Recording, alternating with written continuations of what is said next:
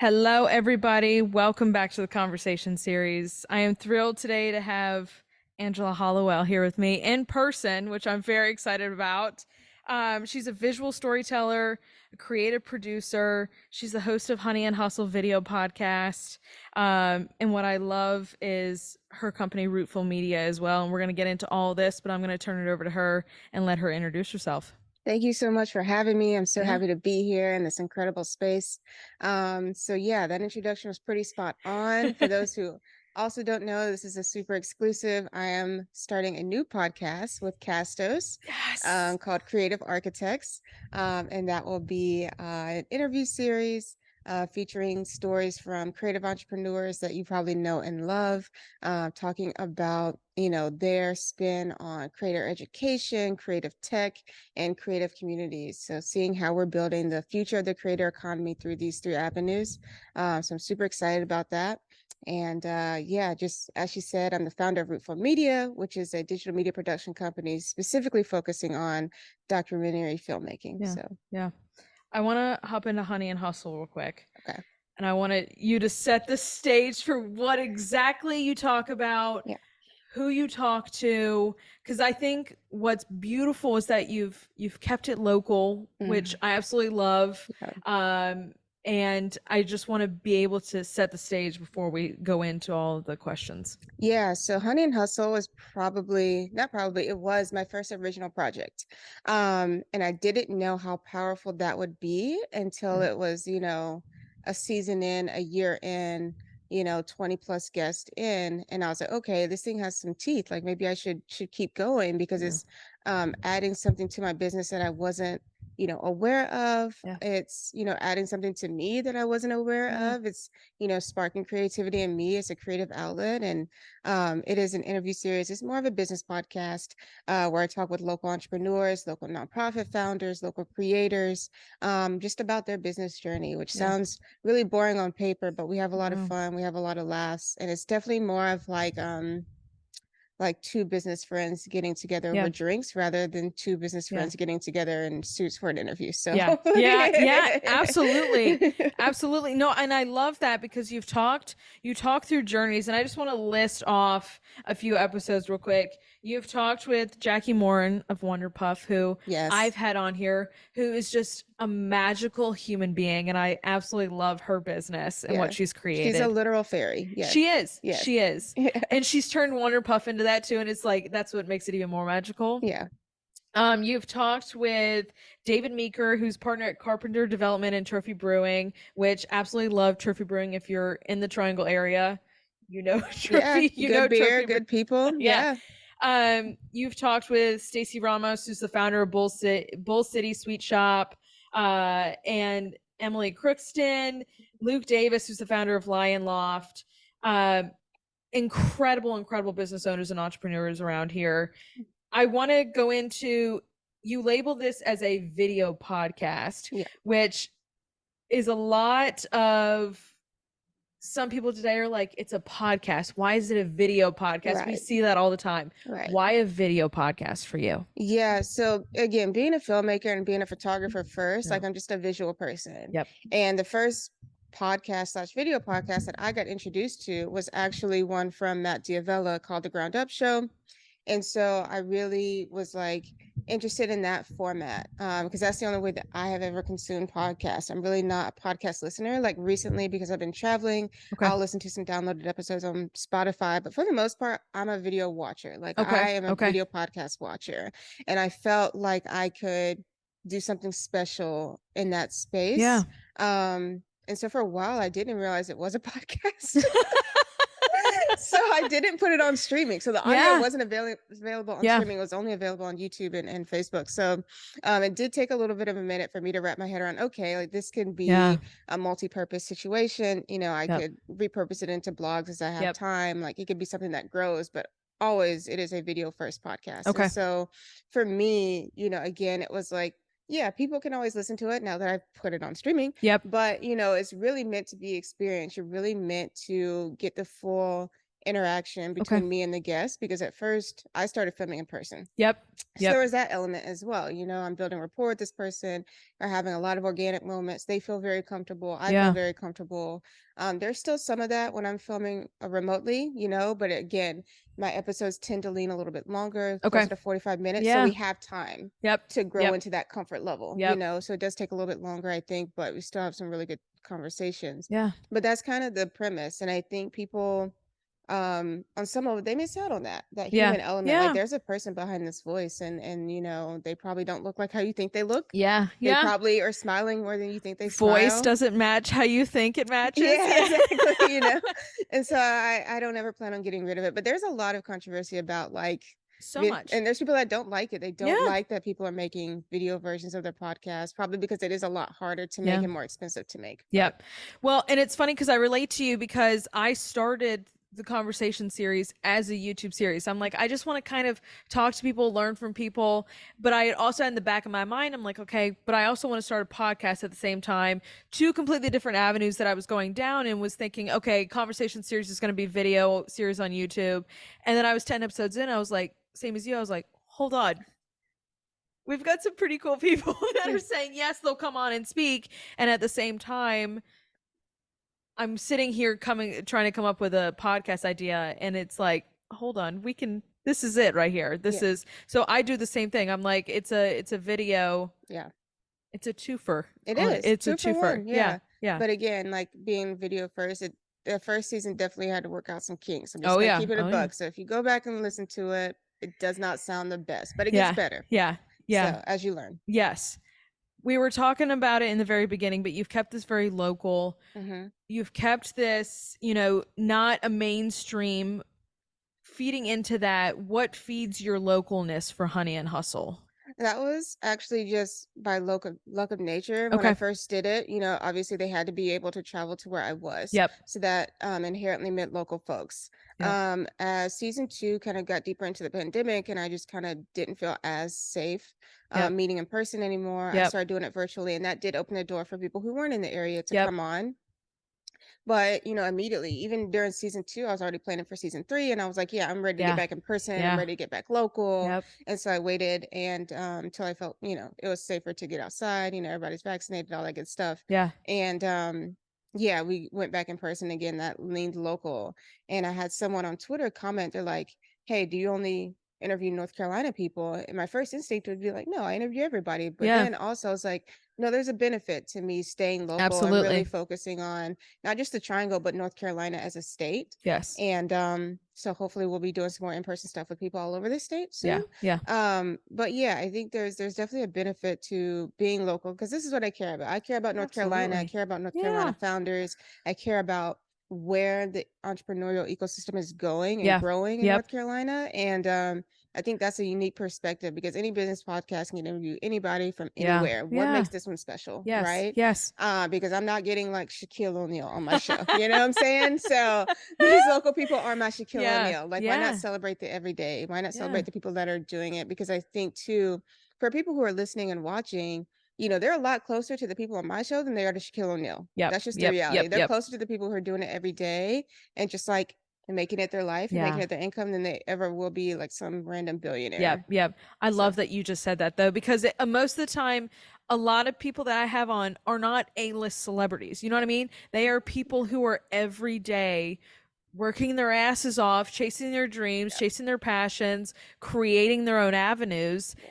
That's the things that we can more relate to Exactly. than Shaquille O'Neal, Kim Kardashian, whoever.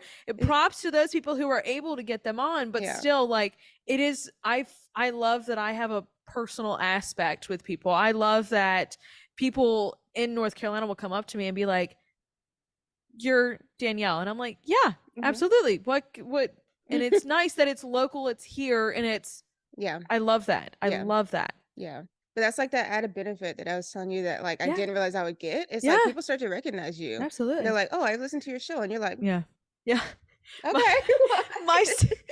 We're big hockey people in it, and so we were at a hockey game once, and it stunned my sister because somebody actually came up and they were like, "You're Danielle Clardy," and I'm like, yeah, I am. I'm like, do I know you? And they're like, no, but I watch your videos and I listen to your podcast. And my sister was like, they're gobsmacked. She was like, what in the world just happened? Right? And I'm like, You're like I'm choosing like, so I hard. don't know either, but it happened. Yeah. But it is funny, and I love those experiences because it's like you're getting to hear from your community, Yeah. and that's the best thing in the world. That's why we do some of this stuff. That's why we do. I love it. Yeah. Yeah, it's really great. It's beautiful. How do you approach who you're going to talk to, who you are going to speak with next, what your season's going to look like? What does that look like in Angela's mind? Oh man, it looks like a hot mess. It looks As it like probably does for everybody. yeah. As it probably does, yeah. As I'm scrolling on LinkedIn or Twitter, Oh I get yeah. recommendations from people because Yes. sometimes people will send me recommendations. I'll put them in like an Airtable base and then Okay. I'll go through and like vet them and do Yeah. my own research on them. And Yeah. it's like, one, do I have enough information online that I know about this Yeah. person that I could ask? Are there gaps in their story? Yeah. Because sometimes people have been featured in press. So I'm like, are there gaps that maybe people haven't asked them about that Yep. I would Yep. like to explore? And two, like, are these people that kind of fit the mold of like North Carolina businesses? So are they Yeah. people that are here for the long haul, not just planting roots here so they can go somewhere else? Yep. Yep. Are they people that, would be interesting to hear about? And so Yep. that's kind of the main thing. And I guess like a fourth thing is hopefully they don't have any controversy associated with their name because I can't have you on the show. I'm No. sorry. No. But It's so difficult because then you get yeah, people who are your followers and you're like, oh, yeah. I don't like this, but I'm like, oh Yeah, God. right. Or Yeah. no, I've had at least one person that somebody's called me about, and they're like, "Hey, this person did this, this, and this," like, and it kind of triggered me seeing them on your show, and I was like, Yeah. "Oh crap, I don't want Yeah. that to happen." Yep. So, that definitely did happen one time. So we're trying to avoid that going Okay. forward. Okay. But for season 4, like I said, we're gonna do it again in person, I hope. Okay. So I'm looking to have a space here in Durham that I'll be recording out of, and Yeah. then hopefully a space in Charlotte, Okay. maybe one more space in Winston-Salem. Okay. So trying to just get a plethora of people and then do some Yeah. remote stuff for maybe for people in Wilmington that I have on the list. So we're trying Love to that. just get a bigger swath because even season 3 was pretty much all Triangle people. Yeah. Yep. And so we're trying to branch out of that. There's more than to North Carolina than the Triangle, Yes. even though we don't like to admit that. But We're elite. No, I'm kidding. yeah. But You're yeah, just so yeah. I'm super excited about that. And just planning out the spaces, planning out the sets. Yeah. Maybe possibly having a bigger team, Yeah. trying to get some different locations. Okay. Like there's a tiki bar on the horizon, maybe. I'm not Ooh. gonna don't want to spoil too much. I just want to get you excited. So yeah, so planning out the different locations, planning out the different sets, possibly having crew on site with me. I Mm, do have an editing team, so it's getting bigger, like smaller, like little yeah. by little. We're trying to how can we take this to the next level? How can Yep. we get more people? How can we reach Yep. new audiences? Yep. How can we tell new stories? Yeah. As you can see from my janky setup, I would love to have a crew here with me, at least one other person here with me. But you love when you start to get momentum and growth Yeah. to the point where you're like, okay, I do need help. Like Yeah. those are always great signs. They're always very daunting, I Mm. feel like, but it's always great to see because then you're just bringing more people into the family. You're bringing more people into Yeah. what you're creating and who believe in you. And so I think it's a great sign. Yeah. Yeah. I love the tiki bar. I want to go. I want to go to the tiki bar. I want to hop to Rootful Media Okay. because I did so much research on Rootful Media and who you have done projects with, what those projects were. The importance of visual storytelling Hmm. is the big basis of Rootful Media. Yeah.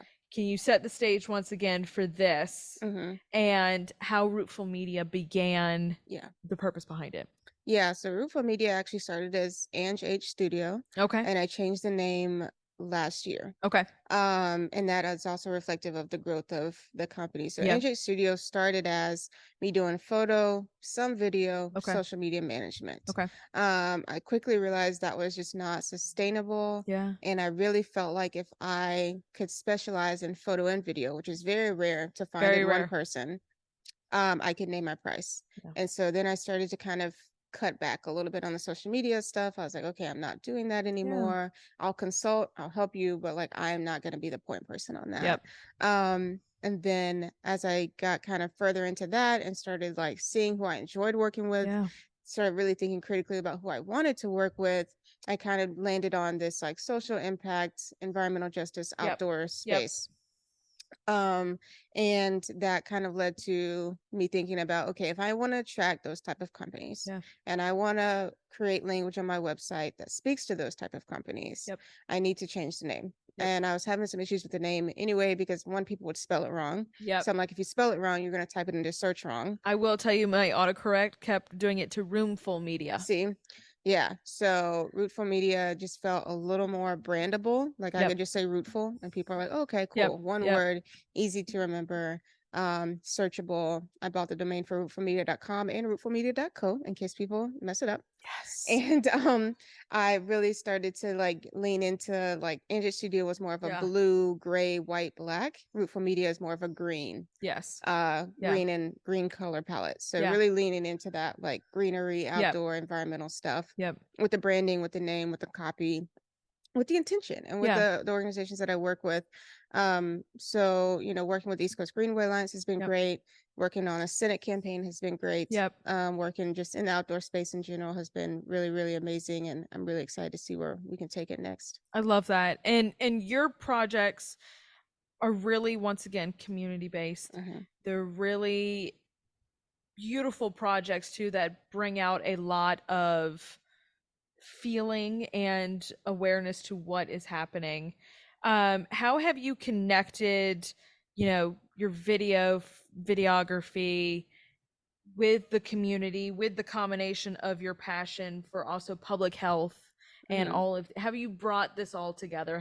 What does that look like? Right now it looks like me pursuing some original film projects. Okay. So mostly, I would say up until this point, Rootful Media has been all client focused. Yeah.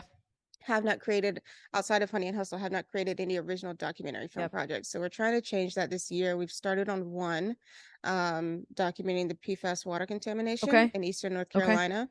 So that's obviously an environmental issue. That's a Yeah. health equity Yep. issue. That's an access issue. Yep.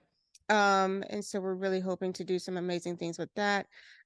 We have a few others on the horizon. I don't know if I want to spill all the details, but Don't spill okay. them quite So, yet. but they kind of span the spectrum. The other thing I was noticing was that I wasn't doing, in terms of environment, right? I Yep. feel like there's kind Yeah. of three buckets. There's like your renewable energy, clean Yep. energy, that kind of ties into climate a little bit, Yeah. and then there's like your or all of it ties into climate, let's be clear. But and then there's like your farming, agriculture, food sustainability, Yep. and then there's like your outdoor access, outdoor Yeah. recreation. So those Yep. three buckets, right? So far I've only been in like the farming, sustainability, and like the outdoor access, and I really wanted to get into some clean energy storytelling. Okay. So we have one that's centered on that. I won't Yeah. say the premise of it, but it's on clean energy. So Okay. trying to span the gamut of environmental Yep. space. And then I guess I feel motivated because I'm right off the heels of a short film release called Changing Gears, Yeah. featuring Urban Cycling Group out of Richmond, Virginia. So Yep. we feel like we have some momentum. I have a proof of concept that I can see a project through I from love beginning to that. end. And that was an original concept that I did in collaboration with some organizations. But yeah, we're excited to do some self-produced projects. Yeah. Much like how you do Honey and Hustle, but two very different avenues. Hmm. How does that mind work? How do you take the podcast and the video podcast Hmm. out of your mind and approach an original project like the Yeah. ones you're doing? Original projects are a little bit harder, Yep. because you have to have a lot of knowledge of people on the ground Yeah. and have it involves more of a community organizing Yep. aspect, right? So Yep. instead of one to one, it's one to many. So learning about like the political landscape, learning about the local Yep. landscape, would people be willing to talk to us? Yep. Do the organizations we want to feature have the capacity to speak with us and help us find people who would be willing to speak on camera? It's a lot bigger of a lift, and I would say, the PFAS water contamination project, we started just thinking about it Yeah. October of last year, and we didn't Okay. start filming until this spring. So it's a Okay. lot longer of a process too, from beginning to Yep. end for a Yep. short film project. And I think Urban Cycling Group, it was almost a year and a half between Wow. first reach out to final premiere. So a lot more of a longer lifespan. You get to Yeah. know these people very well because you're having a lot of communication with Yep. them. So it's definitely a lot deeper of a connection. It can be a lot more taxing of a connection, but a lot more meaningful of a connection. Okay. So, and not to say that my relationships with my guests on Honey and Hustle aren't meaningful, but Yeah. end to end from first reach out to episode premiere, it's a lot short of a lifespan for Right. them, Right. and I'm working on ways to, keep people in the fold and keep them Yeah. engaged with the show, previous guests. But again, it's a lot lighter of a touch. I don't Yeah. have to talk to them as much. Yep. So Yep. This might sound like a really dumb question, but I'm going to ask it so other people know. yeah. But what do you do with these original projects? Where did they go after you've completed them? How do people Yeah. digest them, watch them, etc.? That is an incredible question. I'm so Okay. glad you asked. So I think right now there's this big emphasis on social video, right? Yeah. And I've been trying to get away from social video. Yeah. I really want my projects to have life. Like when you think about, movies, when you think about Hulu, when you think Yeah. about, Streaming. film festivals. Yes. Yeah, like think about Yes. the Yeah. lifespan of those projects and Yes. how long people remember them. And it's not because they saw them on social. Maybe they see the trailer, but the Yeah. movie and the experience they have and like Yep. the impact on them it has so much bigger than social media. Yep. And so we've been trying to get away from that with our original projects. Okay. Urban Cycling Group, we did an in-person film screening Okay. before we released it on YouTube. So Okay. super excited about that. That That's was awesome. nerve-wracking Yeah. Oh, I'm sure. being in the same room because again, like when you're putting something on social, you can just like press publish and then walk away. Don't have to look Versus at it. exactly, you don't have Yeah. to look or Yeah. see anybody else's reactions when they see it. Yeah. But when you're in the room during a film screening, Oh yeah. you're Yeah. hearing all the things, you're seeing all the things, you're Laughing, like, crying, whatever it is. Yes. yeah, Yeah. people disinterested, people like totally checked out on their phone, like, you see Yeah. all of it. Not that that happened at mine. Um, but you just see everything, you notice Yeah. everything, and you feel so much more self-conscious. You see things in the video, you're like, Yeah. man, I should change that, man, I wish I looked better, Yes. man, like Yes. you're still I self-critiquing. I still will go back and I say this and I'll go back and watch my YouTube videos through my own channel. Like in the YouTube screen, I'm like, shit, Yeah. like you can see the black around the like Yeah. I didn't put it over. Yeah. It's It's the like you're perfectionist. still striving for Yes. perfection. Yeah. And so that's nerve-wracking, Yep. but it's been good. I Okay. think the agreement that I made with the organization that I'm partnering with on the PFAS water contamination was to do some in-person film screenings and to do a Love that. film festival circuit with it. So That's super awesome. excited for that. Super excited to get people off social, get people in person, Yep. and really facilitate some more conversations around the work Yeah. that we're doing. Yeah. It reminds me because I've been, Mission Impossible's coming out. Hmm. They've been doing all the press for it. And one of the things that I love is Tom Cruise saying, my movies are meant to be seen in movie theaters. They're not meant for streaming and stuff Mm-hmm. like that. And it kind of, once again, it takes it off of the social aspect and it's go sit your butt in a Yeah. seat, Yeah. in a Focus. movie seat and actually watch on the big screen. I think Hmm. that is a massive thing. Like as we were kids, Yeah. that's how you went to go see a movie. Yeah. Yeah. Can't be mad. Or it's like a Disney premiere where you saw it at home, but you saw it on like the big screen in the Yeah. living room. You know what I'm Yes. saying? It wasn't like on your Yes. phone or on your Yes. laptop. And so, yeah, I think there's something to be said for how we watch Yeah. things and who we're with when we watch them. Yeah. Like, are we alone? Are we as a Yes. group? Are we in a movie Yeah. theater? And I think we're getting back to that because we're realizing like, hey, social media could be gone in a second. Oh yeah. Like, what are we doing that's going to have a Yeah. lasting impact that we don't have to keep recreating every Yeah. day, every Yeah. 2 seconds, It's a tradition of my sister and I's and we go always go to the late nights. So we'll do like the 9 o'clock, 10 o'clock movies and we'll go and we'll sit in the very back. Hmm. And I just one instance is that we went the second Mamma Mia. We grew up with Mamma Mia. Okay. Nobody else in the theater.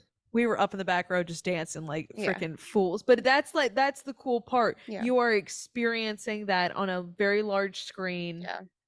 and enjoying it. Yeah. Like it's a different feeling. Yeah. And I think one thing that was beautiful about the Urban Cycling Group screening and that is going to continue, I think, to be more prevalent I love that. is when we did it in a brewery that just so happened to have a projector screen. Awesome. So it was like in this really unique space Yeah. and beautiful space. Yeah. And I think like I've been to a friend's, they did a rough cut premiere Okay. in Cary, here in Cary. Okay, very cool. Yeah, at the Cary Theater. Okay, okay. So like smaller venues like that, you know what I'm Yes, saying? I think it yeah. was maybe like a 300 cap venue, 200 cap venue, That's older awesome. theater. It gives you that like old school feel, Yeah. And then they had like a Q&A panel right after. So it was just like, how can we bring different elements to the filmmaking Yeah. experience? Yeah. How can we bring community to that? And I think that's what we're going to continue to see more of. Yeah. Yeah. I want to ask what your style of video is with Rootful Media. Are you are you black and white? Are you like what is your style and feel? I think about this constantly, because I have I'm never glad been to have able. drudged up some feelings for you here. I don't know, because I've had people tell me like, "Yeah, I like your style." And I'm like, there's some part of me that wants to go, "What's my Can you style tell me what that exactly?" is? Yes, right. I'm like, "What is it? Tell me, please." Yeah. So, Yeah. but I obviously I'm a documentary filmmaker, so Yeah. there's that aspect of it. But that could be so many things. I Yeah. really don't know. I use some lighting. Not all of it is like run and gun stuff, Yep. Yep. but I honestly can't tell you. I try to be a nice balance of like raw Yeah. and like finesse. So it's not going to look like Yeah. sloppy. I don't Yeah. things like things to be overly shaky, but I'm also not the person that uses a gimbal on every shot. I'm also Yeah. not the person that uses a tripod on every shot. So there's a good mix. Yeah. And again, like if you've seen my interview formats with Honey and Hustle, it's a Yep. similar format. Like Yeah. people generally feel pretty comfortable talking with me. I'm gonna ask some questions that maybe they don't always feel comfortable answering, Yeah. but they will anyway Yeah. because it's necessary. And I think that, I try to give people the space to just be who they are Yep. and whatever that means. Like there's no expectation for me to do or say anything in particular. So, Yes. in terms of my style, I really can't say I'm not an overly produced style, Okay. but it's still a finesse. It's still going to be a Yeah. complete piece. And that's as close as I Yeah. can get to describing my Yeah. style. Yeah. Yeah. That's great though. I mean, it's I don't like to be one thing. Yeah. And I think a lot of people a Mm, lot of people say that, mm. but I like to be I people ask me all the time, they're like, "What do you do videos on?" I'm like, "I do everything." Okay. I'm like, I love to be able to just take people along for the journey. Yeah. That's the fun part, is just come along Yeah. and see what happens. Yeah. There will be some things, but just come along. Yeah. And so I'm very much a real, you're part of the family. You're Yeah. going to see some really real comments from my crazy family when I am with them. That's Yeah. just what I tell everybody. I'm like, here you go. Yeah. Welcome. Welcome to Yeah. the family and the journey. That's what I say every time to everybody too. Yeah. But just what inspires you? I get inspired by the creators constantly. I Yeah. know there's like this thing like create more than you consume. Yep. I probably do a decent balance of both if we're Yeah. being Yeah. honest. And then it's like, do we also include Netflix binges and Yeah, consuming? I'm Like, like, I don't know. what What is is the balance we're looking at here? like, so yeah, I love watching like other indie creators like on Okay. YouTube and Okay. watching their little Yeah. short film projects or like camera test projects. Yep. I think a lot of that really inspires me. I like watching just shorter series like Music Bed has a really good Yeah. one. And I love their podcast. So Okay. they have a video podcast now, Yeah. but I love watching stuff like that. I love getting ideas from other creators, different angles, different shots I want to Yeah. try, things that I can apply to my own Yep. editing style or creative style, interview style, Yeah. anything. I love watching that. And that goes for Honey and Hustle too. I watch Zane Lowe's interviews a lot, Yep. Ebro Darden, Rap Radar, a lot of video podcasts like that. Very cool. To get different Yeah. perspective on how people approach questioning, because if you'll notice, I never have I've even from day one I've never written down questions for any Okay. guest, Okay. and people think that's weird. They're like, well, how do you know how to Oh, ask I'd people love stuff? if I could. And so and it's like I don't know, that's just like my natural propensity, Yeah. but it's like I want to get better at that, Yep. even because Yeah. even in season one I would like get stopped in the middle of an interview. I Yeah. obviously edited it out so you don't know, Yeah. but like Yeah. I would just like be like, crap, I forgot what I was gonna ask. I was so Yeah. involved in listening. Yeah. But for me, it's just been like that's my style and that's what I Yeah. want to lean into more, Yeah. in every aspect. So just learning from other people and growing Yeah. and that sort of thing. I was the same way in the beginning. Even if you look at the questions I had written down for you, it was like buckets. It was like Honey and Hustle, Mm-hmm. Rootful Media. Yeah. I always ask this last question, what inspires you? Because it's so different. It's different based on every single person. Yeah. But I used to have questions upon questions. And I'm like, it didn't allow me to have a genuine reaction or a genuine, like, if you had said something, I wouldn't have gone deeper with you on Right. it. And that's what I found. I'm like, Because you're so busy listening for them to yes, stop so you can ask the next yes, question that you're not like, oh shoot, they asked something that maybe I didn't have on my list that I yeah, should ask. yes, Yeah. yeah. But I love that too, because I do a lot of watching as well, because I'm like, if somebody asks a question, I'm like, oh, that's interesting. Yeah. But that's, I mean, I love watching because I just enjoy hearing other people's questions, but Yeah. also I enjoy the answers that people give because those, even for me, are so thought provoking. Yeah. And that's what I enjoy. Like Jay Shetty's podcast, I absolutely Mm. love his because he does have Shaquille O'Neal, the Yeah, he people like does. that, Yeah. Yeah. but it's very interesting where the conversations lead Mm-hmm. because you're not expecting him to talk to celebrities the way he is Mm. and to be talking about some of the things he does. So it's very interesting to me Yeah. how conversations go and Yeah. where they lead to. I think it's so interesting to me. Yeah, for sure. I love it. This is a great avenue to do it in. What are you looking forward to for this year? I know we're, by the way, halfway through. We are. We are. We're over halfway through. Um, I what am I looking forward to? That's a great question. I'm looking forward to more collaborative pieces. Okay. I've been working with some local filmmakers and drone Nice. ops and audio people, and I'm Yeah. really hoping to, put together a crew for a couple of the projects that I'm Love working that. on. Yeah. Um, so I'm super excited. I feel like things just get better when you have good collaborators. Yeah. I'm excited for Creative Architects to be released early August. Be on the Okay. lookout. I'm Let's excited go. for possibly putting out a photo book this year based on my Okay. travels in Spain and on the Camino Okay. de Santiago. How beautiful. So yeah, I think there will be some fun, creative things coming from Rootful Media this year for Love that. sure. Yeah, Love that. yeah, I love that it's just not one thing, right, too. yeah, It's so many, and that's what I love. I'm like, you can just do so many different creative things, but I think people shut themselves down to yeah, things that they're just so they can focus on. Like, yeah, do what you love. Go yeah, do what you want to do. yeah, Don't let people tell you no, and just go do it. yeah, Well, I'm very excited to listen to the new podcast and continue to listen to Honey and Hustle. yeah. I can't thank you for being here and having this conversation with me. And I'm happy to be here. I'm so glad we were able to do this in person. But if you guys do not follow Angela, Rootful Media, Honey and Hustle, Yeah, it is all going to be linked down below so you guys can go listen, watch, whatever you want to do. But I can't wait to see what comes out this year and very excited for you. yes. Thank you so much. I appreciate Yes, and it. as always, I will see you guys back here next time. Bye, y'all.